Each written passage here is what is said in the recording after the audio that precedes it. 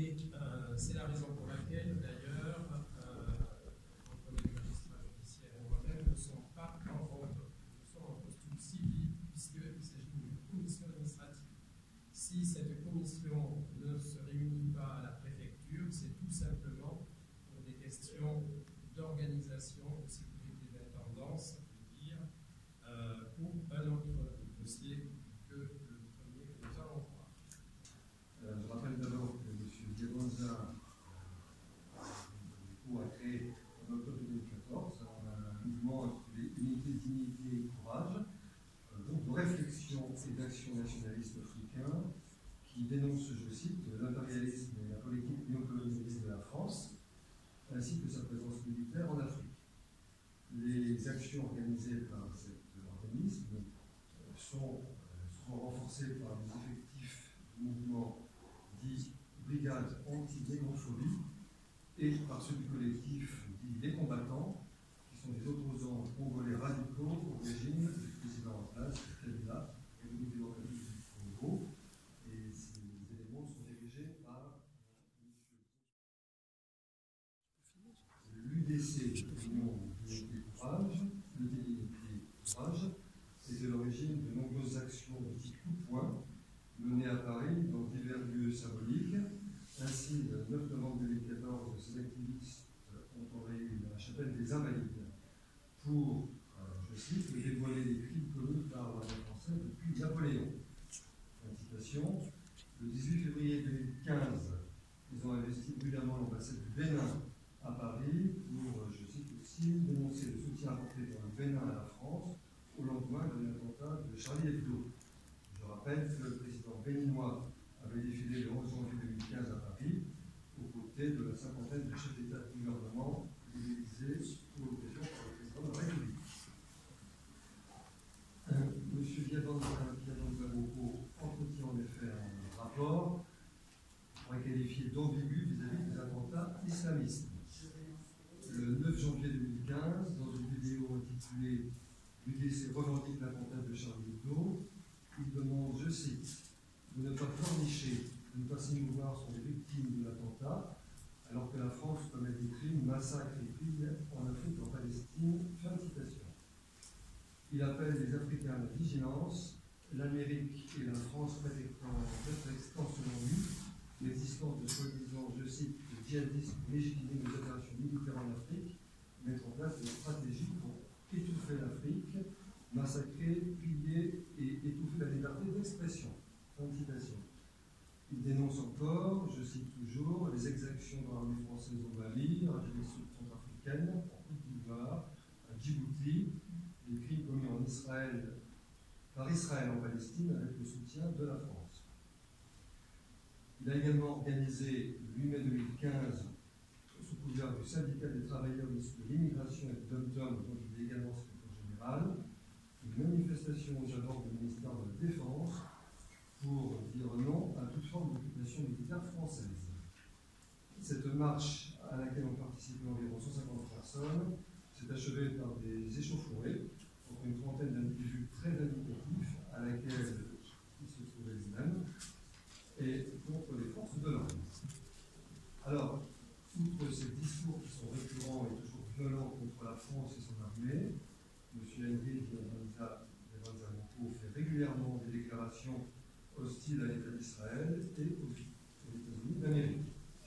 Le 26 septembre 2015, il a ainsi mis en ligne une vidéo sur le compte Facebook de l'UDC où il prône, je cite, la destruction d'Israël en tant qu'État et déclare, je cite, la plus grande faute que l'humanité ait commise est d'avoir permis à Israël de devenir un État. Citation. Il estime également que, je cite, l'impérialisme français, américain et britannique doit être combattu de manière acharnée. Fin de citation.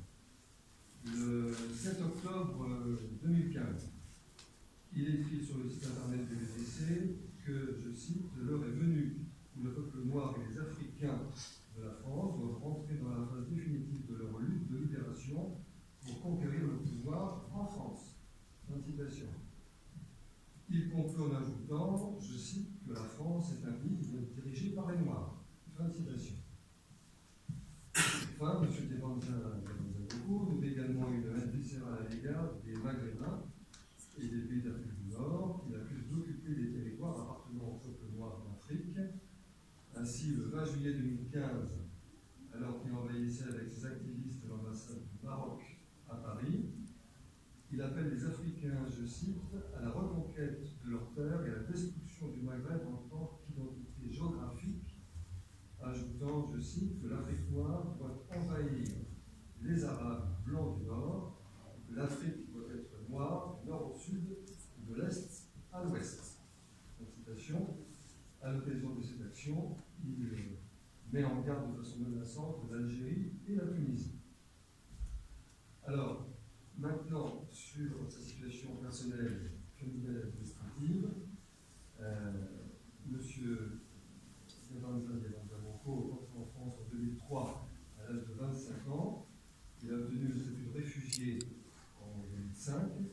Il a obtenu une carte de résident de 10 ans de réfugié qui a été renouvelée en 2015, donc qui est de nouveau valable jusqu'en février 2025. Et il a renoncé à son statut de réfugié le 18 novembre 2011. Il est père de 2 enfants français mineurs à ce jour.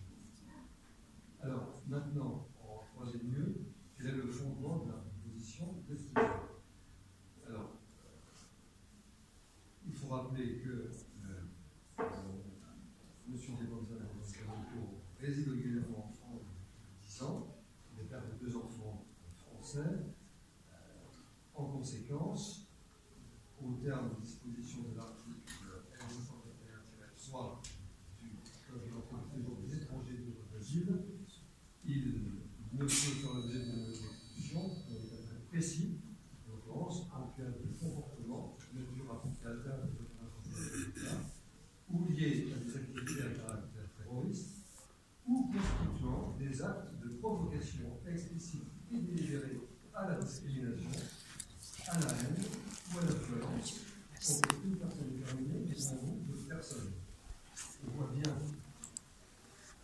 de tous les éléments que j'ai indiqués, que monsieur tient effectivement régulièrement des propos relevant de la suprématie du peuple noir, qui incitent à la haine, à la violence contre les Blancs, les Arabes qui sont qualifiés de blancs, l'Afrique du Nord, évoquant justement la destruction du Maghreb en tant qu'identité géographique.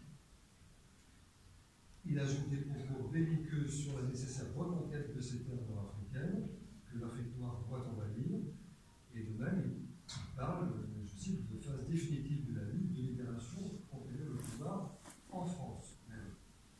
Enfin, il relativise les attentats islamistes commis en France et place le djihadisme sur le même plan que les actions de l'armée française en Afrique et celles d'Israël dans les territoires palestiniens. Ce faisant, il banalise les appels à la haine en revendiquant l'attentat de Charlie Hebdo, en prenant la destruction d'Israël en tant qu'État et en estimant, je cite encore, que l'impérialisme français, américain et britannique doit être combattu de manière acharnée. Ces propos récurrents qui peuvent être perçus par ces activistes comme une véritable incitation à la violence contre les Juifs, contre les Blancs, contre les Arabes blancs, paraissent véritablement pouvoir être qualifiés d'actes de provocation explicite et délibérée à la discrimination, à la haine ou à la violence contre un groupe de personnes, au sens de l'article L521-3 du CESEDA. C'est pourquoi le ministre de l'Intérieur a décidé d'engager une procédure d'expulsion, puisque cette procédure relève de la compétence du ministre de l'Intérieur lui-même, et c'est dans ce cadre-là que l'avis de votre commission est sollicité. Merci, monsieur le directeur. Donc, monsieur Diabanza Boko, vous avez été convoqué devant cette commission. Vous avez eu la convocation le 7 février. Vous avez eu la notification d'accès au dossier. Est-ce que vous avez souhaité accéder au dossier? Est-ce que vous avez utilisé ce droit? Je n'ai pas pu avoir accès au dossier parce que j'ai fait justement la demande de le faire par écrit. C'est qui n'a pas été fait.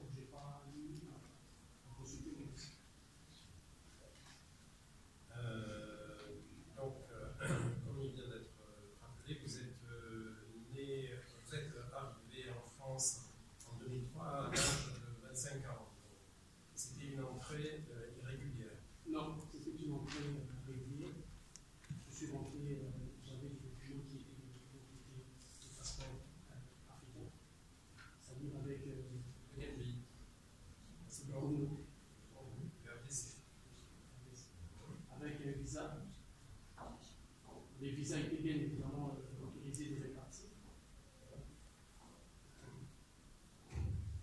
Mais je ne suis pas réparti suite aux situations qui étaient liées par rapport aux raisons pour lesquelles je suis venu ici. D'accord. Et c'est ainsi que vous avez obtenu le statut de réfugié en 2005.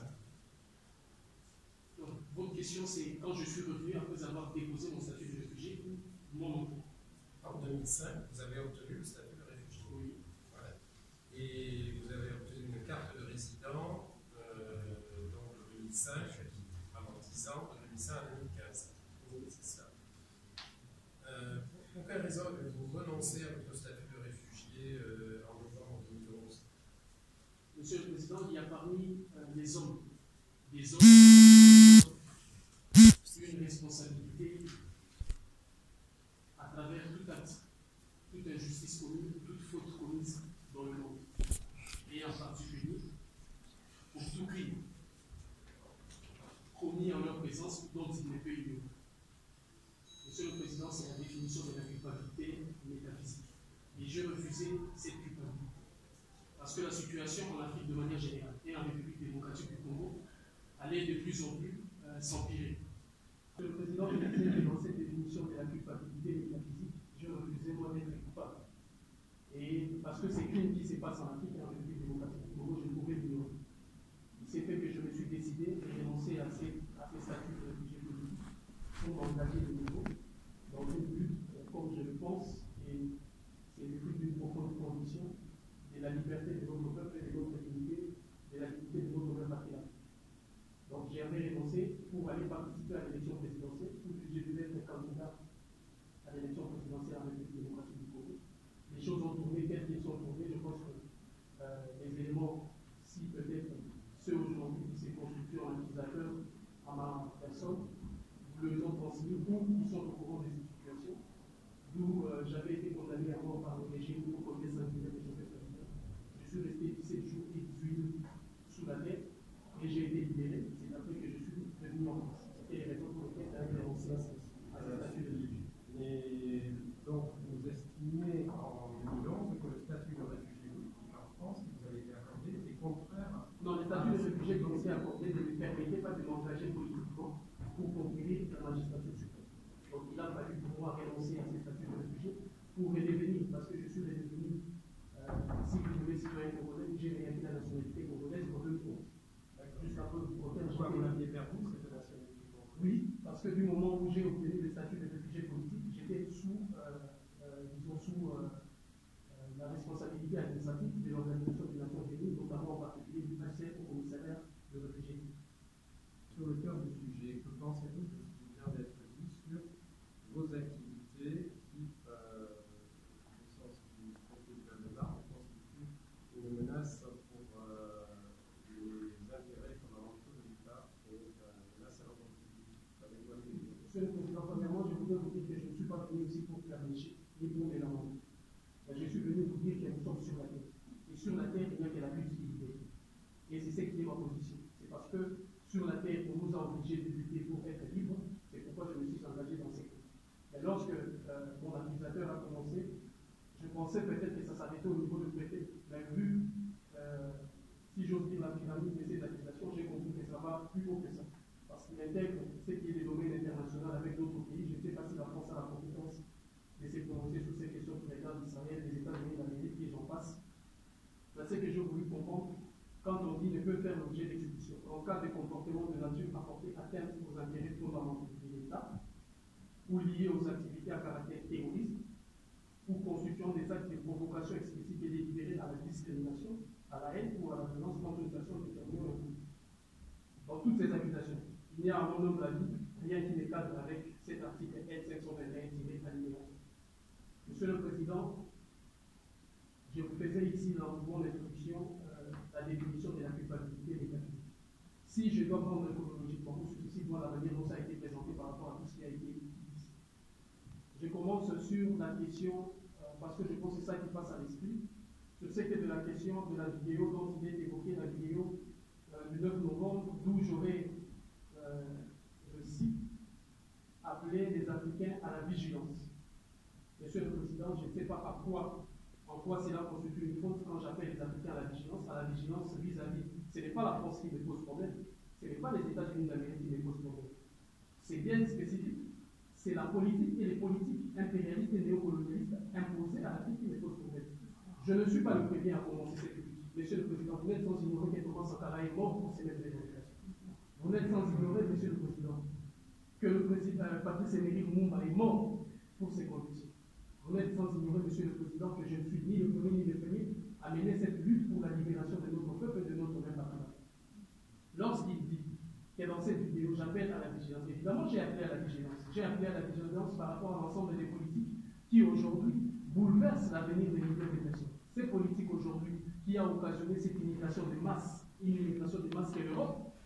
que l'Europe n'a pas le moyen de supporter. Et que nous, l'Afrique, nous sommes en train de saigner parce que ce sont nos énergies, parce que ce sont nos cerveaux, parce que ce sont nos intelligences, c'est notre avenir de demain que la limitation est en train de voler. Cette hémorragie économique, cette hémorragie humaine, comment pouvions-nous l'arrêter? Il faut qu'il y ait des médecins qui soient courageux. Et parmi ces médecins-là, Monsieur le Président, vous avez cette humble personne qui est devant. J'ai voulu, dans la mesure de mes moyens et de mes capacités, essayer de conscientiser, essayer d'interpeller les autorités, essayer d'appeler tout le monde. Si l'accusateur ici présent, qui représente, je pense, le gouvernement français depuis au sommet, dit que j'ai appelé les gens à ne pas pleurnicher et que j'ai demandé aux gens de ne pas s'émouvoir par rapport à ça. Monsieur le Président, qu'est-ce que j'ai voulu dire par là? J'ai voulu simplement d'abord, j'ai voulu dans cette vidéo rappeler tout le monde à la mémoire historique. Cette mémoire historique, dans cette démarche, voudrait que tout un chacun de nous ait dans son esprit, à chaque fois qu'un humain tombera, à chaque fois qu'un acte lâche et délibéré, injustifié, aura occasionné des vies et des morts, il faudrait que dans nos cerveaux, cela constitue une trame historique pour qu'on puisse avoir des références. J'ai voulu interpeller par rapport au cri des milliers des enfants tombés en Afrique, notamment, je le cite et je le dis, par le bas de l'armée française. J'ai voulu interpeller tout le monde sur ces innombrables crimes aujourd'hui commis par l'État d'Israël, une politique que nous dénonçons tous vis-à-vis des enfants palestiniens. J'ai voulu, Monsieur le Président, dans cette vidéo, interpeller la conscience humaine pour que tout le monde sache qu'il ne faut jamais privilégier un mort par rapport à un autre mort.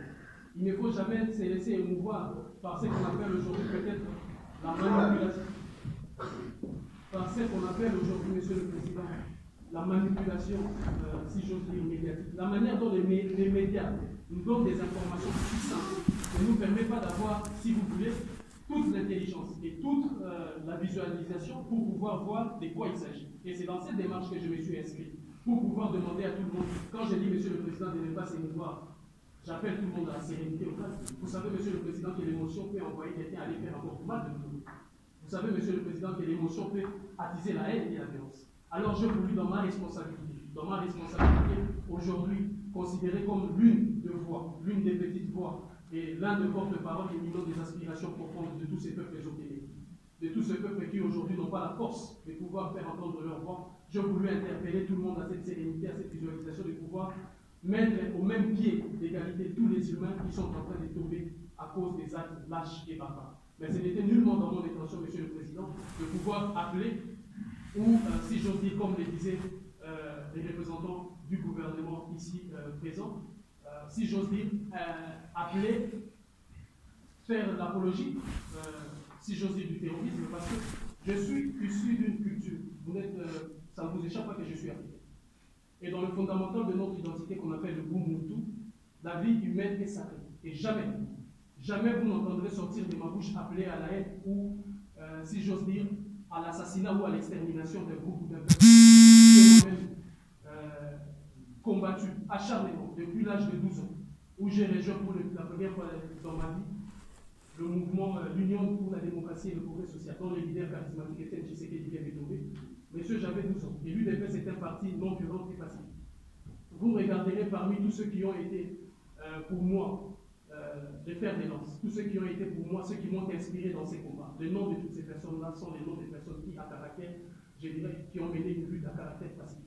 Il est arrivé parfois pour moi d'être en contact avec ceux qui, par la force des événements, ont recouru à la violence pour faire triompher leur cause. Alors je ne vois en rien que je sois assimilé dans cet état d'esprit à ce qu'on appelle lié aux activités à caractère terroriste, en constituant des actes de provocation explicites et délibérés à la discrimination, à la haine et à la violence contre une personne déterminée ou un groupe de personnes. Les représentants du gouvernement disaient ici que... Je vous rappelle, monsieur, que nous devons entendre monsieur le directeur qui est représentant du préfet. Je vous demanderai de bien vouloir l'appeler par cette... Monsieur, il a fini par dire que c'est le ministère de l'Intérieur qui a déclenché cette certes, il représente ici le préfet du département. Je vous l'accorde. Monsieur le représentant du préfet, parce que apparemment ça le met mal à l'aise. Non, pas ce genre de commentaires, s'il vous plaît. Je vous rappelle que vous êtes ici devant la commission qui est là. Nous sommes 3 membres de cette commission. Donc vous adressez à la commission, vous n'interpellez pas quelqu'un d'autre. Nous avons entendu le rapport représentant du préfet.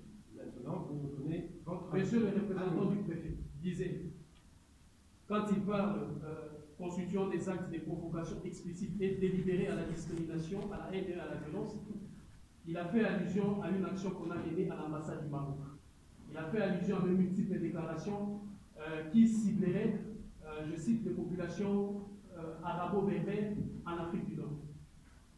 Monsieur le Président, membre de la Commission, en ce moment où je vous parle ici, des cadres, des agriculteurs, des agronomes, des enseignants mauritaniens, noirs, ont été déportés vers le Sénégal. Monsieur le Président, si vous allez au sud du Maroc, vers la vallée du Drap, vous aurez à remarquer la présence d'une population noire, de souche nubienne. Et cette population, l'antériorité ou leur présence sur ces sols remonte plus loin que les données historiques connues jusque-là. Et il n'y a aucun scientifique sérieux capable de déconstruire la thèse que je suis en train d'avancer ici devant vous. J'ai voulu justement appeler à notre peuple de résister face à l'occupation. Monsieur, vous n'êtes pas sans ignorer que la Mauritanie est un État qui aujourd'hui vit sous esclavage. Je suis africain. Il y a dans notre histoire des razzias négriers. Ces crimes ô combien abominables que l'humanité ait commis. Pourquoi l'humanité est allée jusque-là esclavagiser les Noirs? Justement parce qu'il y avait de ceux qui ne faisaient rien et de ceux qui n'agissaient pas. Et je refuse, catégoriquement. Je refuse que mes enfants et mes arrière-enfants, quand ils viendront, ils disent qu'au moment où le nôtre était esclavagisé, quand je parle de nôtre, je parle de la race humaine. Au moment où tout cela était soumis dans l'humiliation la plus absolue, nous n'avions rien fait. Nous n'avions rien fait, nous avions laissé faire. Monsieur le Président, quand j'appelle et quand je dis l'Afrique doit redevenir noire du nord au sud, de l'est à l'ouest, monsieur le représentant du préfet s'est arrêté sur cette vidéo et n'est pas allé plus loin, là où j'ai fait la conférence de presse pour essayer d'expliquer qu'est-ce que cela signifiait. Mes pensées vont ici à chair et traiter. Je pense qu'en ce moment, toutes les énergies et toutes les pensées de toutes les victimes tombées par l'impérialisme, par le coup que les balles de l'impérialisme et du néocolonialisme convergent en Syrie. Et je pense aussi que tous mes prédécesseurs de là ou de cette salle me regardent du moment où je suis en train de porter ces combats qu'ils ont commencé. Monsieur, quand j'ai appelé, quand j'ai dit que l'Afrique doit redevenir noire du nord au sud et de l'est à l'ouest, cela signifie quoi? L'Afrique du Sud est redevenue noire. Nous ne voulons pas la visibilité, ni la vitrine, mais nous voulons aujourd'hui la participation. La participation dans les affaires politiques, économiques, sociales, culturelles de tout ce pays. Ce qui n'est pas le cas pour le Maroc, ni pour l'Algérie, ni pour la Tunisie, ni pour la Libye. Le professeur Cheikh Anta Diop a su démontrer noir sur blanc que l'Égypte antique est un patrimoine culturel identitaire appartenant au peuple négroïde, disons, parce que c'est en termes de race qu'on veut me catégoriser aujourd'hui. Nous avions démontré que ces patrimoines nous appartenaient. Mais ceux qui les esprits malencontreusement positionnés, quand ils se sont réveillés, Monsieur le Président, pour dire que l'Égypte n'était pas noire et que l'Égypte, ils sont allés plus loin en disant que l'Égypte appartenait au Moyen-Orient. Qu'est-ce que cela signifie? C'était la partition des faits de notre mère patrie là. Je refusais la volonté qui veut dire qu'il y a une Afrique blanche et une Afrique noire. Justement, dans cette vidéo, j'ai cité le nom de John Garang. Qui est John Garang? J'incline ma mémoire devant sa bibliothèque et devant l'illustre africain digne qu'il était pour ses combats nobles qu'il a menés pour notre identité et le respect de notre patrimoine culturel. John Garang au Soudan lorsqu'il a combattu. Bien, monsieur, je vous interromps parce que si je vous ai donné la parole, c'est pour que vous nous donniez votre point de vue sur ceux qui fondent cette demande d'avis de la Commission. Ce n'est pas pour nous convaincre du bien fondé de nos opinions en ce qui concerne le fond. Ça, c'est votre opinion. Mais je suis dans le fond. fois, Monsieur le Président, j'essaie d'expliquer les raisons pourquoi j'ai dit ça, parce que c'est ça qui est sur l'accusation. Exactement. Bon, c'est la raison pour laquelle il est mentionné cette intervention à l'ambassade du Maroc en France. C'est la raison pour laquelle, Monsieur le Président, je vais Nous avons compris sur ce point. Donc, si vous voulez bien, les autres vous dire ce que vous avez, mais je tiens à ce que cette réunion de commission ne soit pas qu'une tribune politique, mais vous êtes là pour nous éclairer sur votre point de vue en ce qui concerne ce qui vous est reproché. Alors, j'ai une question à vous poser. Il semble, avec ce que vous nous dites, que vous allez me dire si j'ai bien compris ou si je me trompe, et vous semblez dire qu'il y a un droit du sol en fonction de la couleur de la peau. Non. Non. C'est pas ce que j'ai dit. J'ai dit nulle part.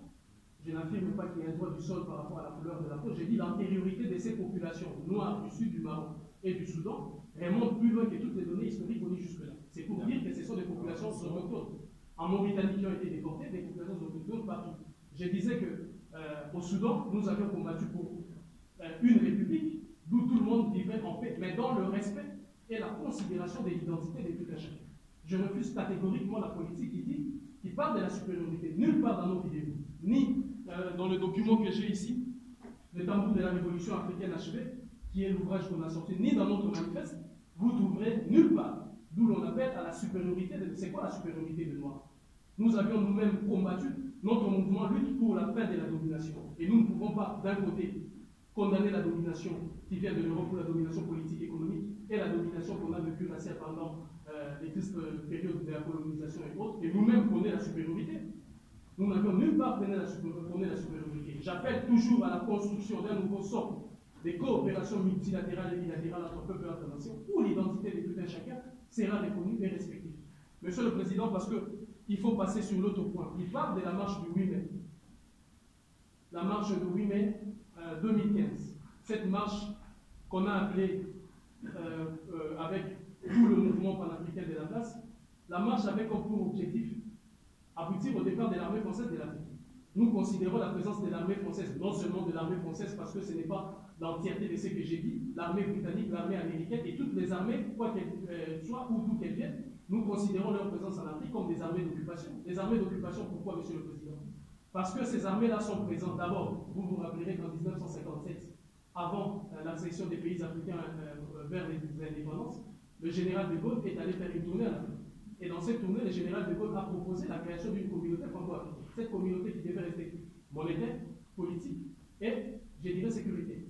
Économique, bien entendu aussi. Économique par rapport aux accords des partenariats économiques qui nous lient avec l'Occident. Les accords humiliants et honteux et l'imposition d'une monnaie coloniale du franc CFA, de droit, la question de la présence de l'armée française en Afrique. Monsieur, si vous voulez que l'Afrique, l'humanité veut que la démocratie soit un patrimoine d'humanité et des humains et soit un patrimoine mondial, vous devez laisser les nations africaines s'exercer pour devenir démocrates. Pour qu'un enfant puisse marcher, on doit aider cet enfant-là à commencer à faire ses pas, puis que demain, l'enfant puisse être indépendant. Mais on nous a refusé le droit d'avoir nos propres armées. On nous a refusé Pas de droit. commentaires dans le public, s'il vous plaît. Je rappelle que la réunion de la commission est accessible au public et je ne veux pas de commentaires, ni d'approbation, ni de désapprobation. Silence sur les bancs du public. C'est bien compris, madame? Bon. On nous a refusé le droit, Monsieur le Président. Être un État, ce n'est pas simplement avoir un drapeau. Ce n'est pas simplement avoir un nom. Être un État, c'est aussi la capacité d'assurer la sécurité de ses populations et de son peuple. De défendre ses frontières. C'est qu'on nous a empêchés. Ce qui fait qu'aujourd'hui, la sécurité en Afrique est subordonnée à la France, à ces réseaux mafieux que vous connaissez. Je dirais la France-Afrique. Lorsque le général de Gaulle, parce que j'en étais là, est venu en Afrique, il nous a proposé, et par la voix de notre porte-parole le plus éminent, regretté Sékou Touré, nous avions dit non, parce que nous avions préféré, nous, le choix de cette indépendance, à la place de l'opulence dans l'esclavage.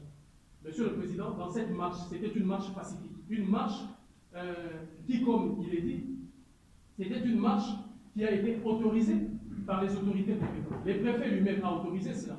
Et cette marche, nous ne sommes même pas arrivés au lieu de chute qui était le ministère de la Défense. On nous a bloqués, je dirais, à 250 mètres du lieu. Et il n'y a pas eu de chauffeur. Toutes les vidéos sont sur notre page. Vous pouvez, je mets ça à disposition si vous le voulez. Et lorsque mes avocats auront envoyé tout ce qu'il y a à vous envoyer, vous aurez vous-même avoir tout cela. Il n'y a pas eu de heurts. J'ai la capacité peut-être de mobiliser, mais aussi de contrôler quand il s'agit. C'était une marche pacifique. Cette marche-là, pour nous, c'était pour la libération de notre mère patrie, l'Afrique, parce que nous conditionnons la libération de l'Afrique et la dignité de notre peuple, notamment sur le premier point, par les retraits de l'armée française et la fermeture de toutes les bases militaires en Afrique. Cela ne dit pas que nous ne voulons pas coopérer avec la France. Nous voulons coopérer, bien entendu, avec qui que ce soit, mais dans le respect et la considération de l'identité de tout chacun. Et cette identité, Monsieur le Président, c'est notre volonté de vivre ensemble en tant que peuple, de vivre ensemble dans cette philosophie que nous appelons le panafricanisme. Cette volonté, Monsieur le Président, c'est d'être nous-mêmes responsables de notre sécurité, de nos politiques économiques, de nos orientations financières. Et Monsieur le Président, cela implique, quand les représentants du préfet parlent des discours récurrents sur le néocolonialisme français, Monsieur le Président, nous avons intimement le droit aujourd'hui de crier haut et fort que l'Afrique doit avoir sa souveraineté monétaire. Et que la France empêche à l'Afrique d'accéder à cette souveraineté monétaire. Vous n'êtes pas sans ignorer que la monnaie coloniale du franc CFA est interpellée ici à Chamalières, d'où nous étions allés mener une action qui était aussi à nos égards pacifique. Quand nous appelons à toutes ces marches-là, ce n'est pas dans l'état d'esprit qui est nôtre de pouvoir, si j'ose dire, appeler à une insurrection armée. Je n'ai pas appelé à une insurrection ou à un soulèvement ici, en France. J'ai appelé notamment à l'abandon de toutes ces politiques humiliantes, de toutes ces politiques aujourd'hui qui nous déshumanisent, de toutes ces politiques aujourd'hui qui, je pense, toute personne censée qui est habitée en lui par une force morale doit trouver la force que nous avons et le courage qu'on a pour dénoncer. Vous savez, Monsieur le Président, j'ai appris des Patrice Lumumba de savoir placer l'intérêt supérieur d'une nation et d'un peuple au-dessus de toute exigence. Au-dessus de toute exigence protocolaire, sécuritaire, diplomatique, militaire. Et en politique, je pense que tous les politiques du monde seront d'accord avec moi. La seule vertu, la première de vertu et la cardinale de vertu, c'est le courage. C'est pourquoi notre mouvement, c'est unité, dignité, courage. Quand nous avions dit unité, pourquoi unité, Monsieur le Président? Nous estimons que notre communauté doit être unie. Nous voulons créer une forme de communauté ayant et défendant les mêmes intérêts. C'est la raison pour laquelle nous avons appelé l'unité. L'unité en France, pourquoi? Parce que, Monsieur le Président, il faut qu'on arrive à prémunir notre communauté de ces caractères, je dirais, intempestifs, de ces caractères, je dirais, surprises de la violence étatique. Les cas sont nombreux avec sa police, avec ses bavures, c'est que vous pouvez appeler bavures. Monsieur le Président, quand nous avions dit dignité, nous avions sûrement refusé la torture. Refuser la torture, Monsieur le Président. Et cette torture, elle est aussi morale. Cette torture, vous imaginez qu'une femme africaine qui s'élève le matin pour aller travailler à Areva et qui sait la participation de cette entreprise dans l'exploitation à des mines ouvertes au Niger qui aujourd'hui occasionnent et bouleversent la vie des millions des enfants. J'ai l'impression, Monsieur le Président, qu'ici et dans notre humanité, on les considère comme crime que ce qui passe à travers les réseaux médiatiques. Ce qui n'est pas mis à la lumière du monde n'est pas des crimes. Alors nous sommes des porte-parole. Nous sommes la voix de tous ces opprimés. Nous sommes la voix de tout ce peuple aujourd'hui, parce que aussi longtemps que les femmes continueront à pleurer, je les battrai. Aussi longtemps que les enfants africains continueront à tomber et à être humiliés, je les battrai. Aussi longtemps que l'armée française sera présente en Afrique, je les battrai. Aussi longtemps que les monnaies coloniales et les politiques néolibérales imposées à l'Afrique existeront, je les battrai. Aussi longtemps qu'il y aura des jeunes Africains poussés vers l'immigration, cette hémorragie économique et humaine, je les battrai. Aussi longtemps, Monsieur le Président, aussi longtemps que sur cette terre, il y aura une personne qui sera privée des vérités, je les battrai. C'est la raison pour laquelle, humblement, je suis venu devant cette commission, ayant dans mon état d'esprit, Monsieur, la ferme conviction que votre commission, vous avez la sagesse nécessaire pour pouvoir faire la lumière sur ces questions, parce qu'aujourd'hui, je suis, comme il le disait, le représentant du préfet par rapport à la situation de Charlie Hebdo, je me sens aujourd'hui comme si j'étais à cette même position. Qui Charlie Hebdo, s'il y a eu des actes terroristes et criminels devant ce lieu, c'est justement parce qu'il a usé de sa liberté d'expression, de sa liberté d'opinion, de sa liberté de penser. Et aujourd'hui, on veut me priver à moi ma liberté de penser, d'opinion et d'expression. Je m'insurge contre cela, Monsieur le Président. Lorsque le représentant du préfet dit « j'appelle à la conquête du pouvoir ici en France », monsieur, je m'aimerais d'abord rappeler une chose. Qu'est-ce qu'on appelle le noir? Quand je parle de noir, vous avez, ça ne vous échappe pas que je ne suis pas noir. C'est cet ordinateur-là qui est noir. Monsieur le Président, quand j'appelle le noir de conquérir l'Afrique, mes pensées vont ici à Stephen Biko. C'est quoi les noirs? C'est toutes ces personnes-là opprimées. C'est toutes ces personnes-là sans voix. C'est toutes ces personnes-là qui soient sahraouis, parce qu'il parlait que j'appelle contre la haine vis-à-vis des populations maghrébines et autres, les Sahraouis sont avec nous.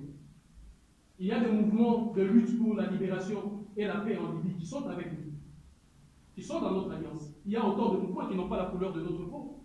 Et nous avions même sur notre site, nous l'avions bien écrit, que nous appelons et nous serons fermes face au Royaume du Maroc pour l'indépendance du peuple sahraoui. Monsieur le Président Steven Biko, quand il évoquait, c'est pourquoi je vous disais que l'Afrique du Sud est devenue noire, mais nous n'avions pas balancé les Blancs comme on le prétend, nous n'avions pas exterminé les Blancs. Nous voulons justement, c'est pourquoi j'ai donné, quand vous m'avez coupé l'exemple aussi des John Garang au Soudan, c'est ça que j'appelle les Noirs. Mais quand j'appelle ici les Noirs de conquérir le pouvoir, je cite, c'est lui qui est aujourd'hui, je pense, idéologiquement, et dans la pensée, on doit être dans des bornes parallèlement opposées. Manuel Valls disait il y a quelques temps, en son temps, il était Premier ministre, qu'en France, nous vivons dans une forme d'apartheid social, économique et politique. Monsieur, c'est le Premier ministre français en exercice qui l'a dit. C'est cette injustice-là que je dénonce. Et quand j'appelle à la conquête du pouvoir, devant votre commission, monsieur, j'affirme que j'appelle à la conquête du pouvoir. Mais la conquête du pouvoir pacifique, selon les règles démocratiques de ces pays. Je refuse de voir aujourd'hui les gens courir derrière la gauche ou la droite. Emmanuel Macron, qui est candidat à la magistrature suprême, appelle à dépasser aussi ces clivages. Alors moi, j'ai appelé à une conscience politique. Parce que je disais que, monsieur le Président, nous sommes sur la terre. Et sur la terre, il y a que la lutte qui paie. J'appelle à cette population, à cette catégorie aujourd'hui mise en marge de la société, à la conquête du pouvoir pacifique. Et j'avais dit que je proposerais mes services pour cette conquête du pouvoir. Cette conquête du pouvoir, monsieur le Président, n'est pas pour nous synonyme de l'extermination de peuples européens de souche.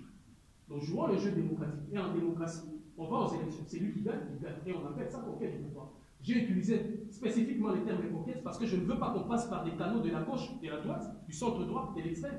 Je veux qu'on puisse avoir une conscience politique nous permettant à nous de participer et non d'être visibles, non de nous utiliser par rapport à la visibilité. Voilà ce qu'était mon état d'esprit, monsieur le Président, quand j'appelais à la conquête du pouvoir. Et cela n'est nullement une raison à l'extermination du peuple français des souches. Cela n'est nullement une raison pour moi de dire que c'est les Noirs qui doivent être suprématisés. Pourquoi la conquête du pouvoir est synonyme de la suprématie? La conquête du pouvoir n'est pas synonyme de la suprématie.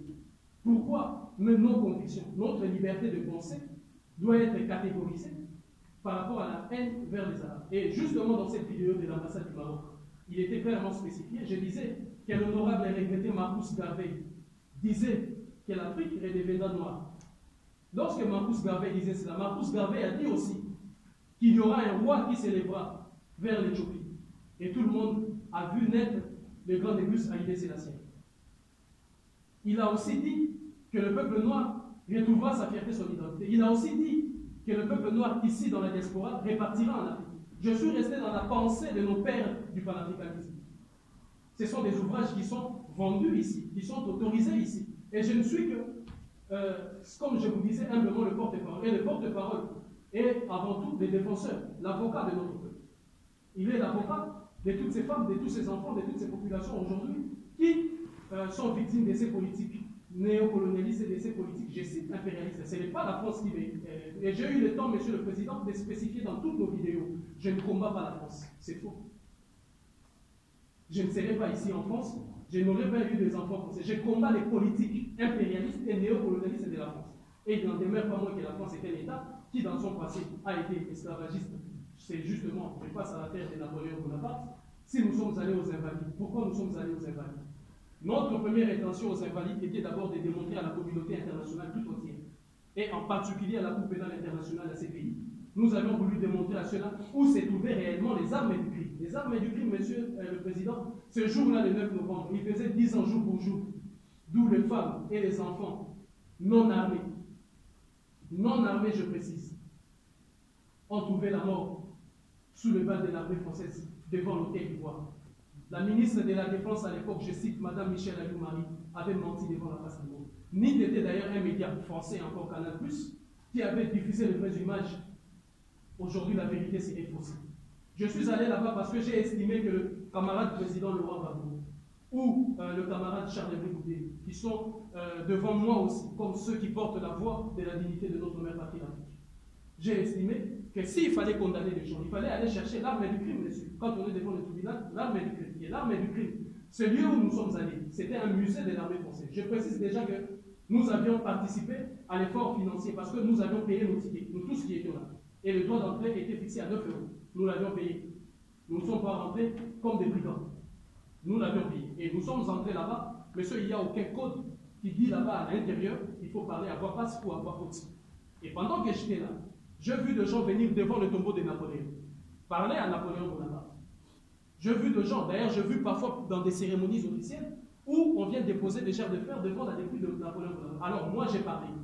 J'ai parlé parce que vous vous rappellerez dans le code noir autrefois, monsieur, ça reste dans nos mémoires. Peut-être dans le livre d'histoire c'est effacé, mais dans nos mémoires, cette mémoire qui nous a été transmise par nos ancêtres depuis belle reste. Et nous vivrons par rapport à ça, c'est notre passé.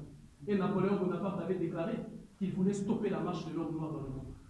Monsieur le Président, je suis allé lui parler.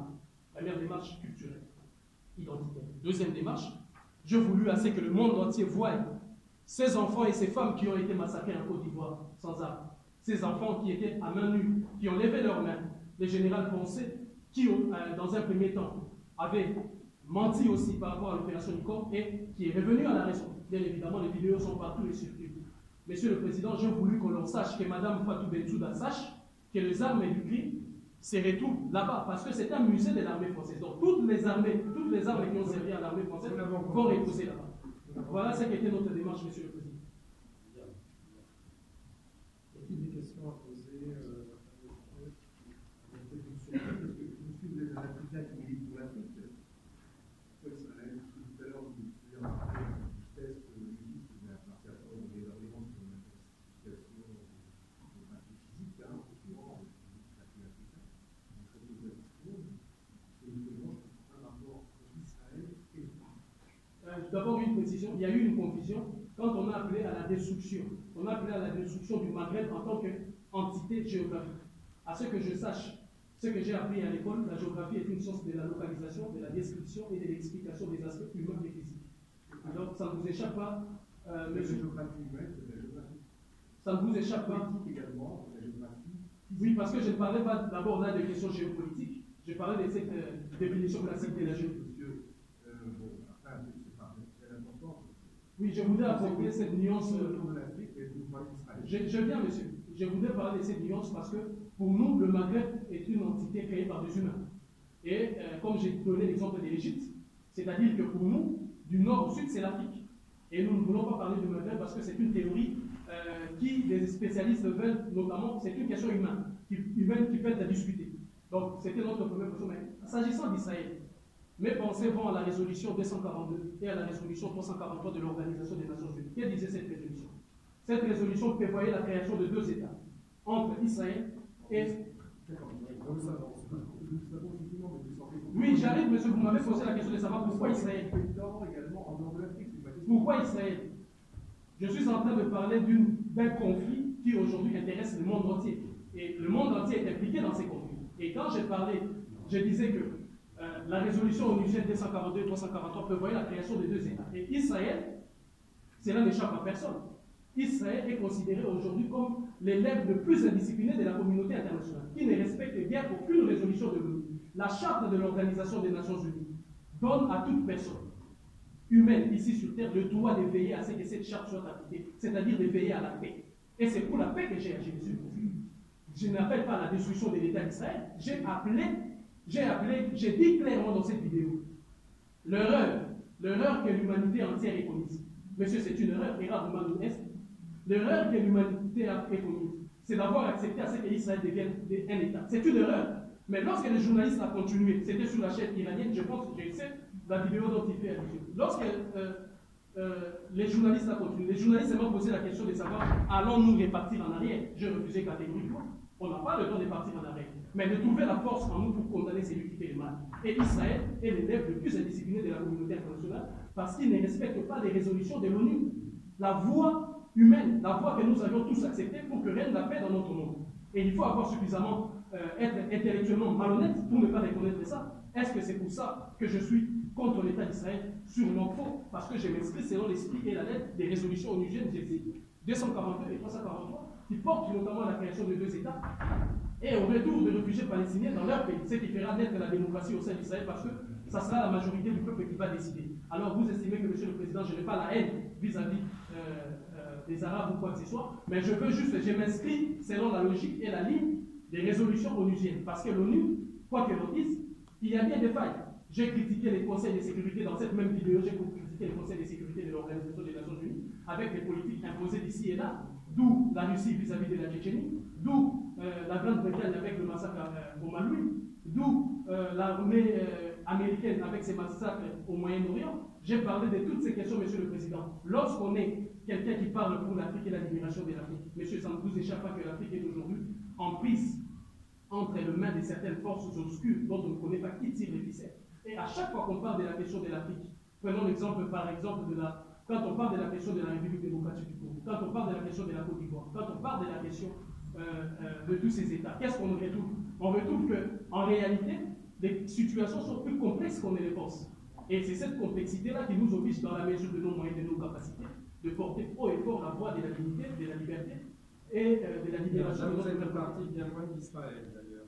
Je ne vais pas vous poser, je ne vais pas vous demander ce que vous pensez de la dérive du continent, parce que sinon, nous serions encore de même.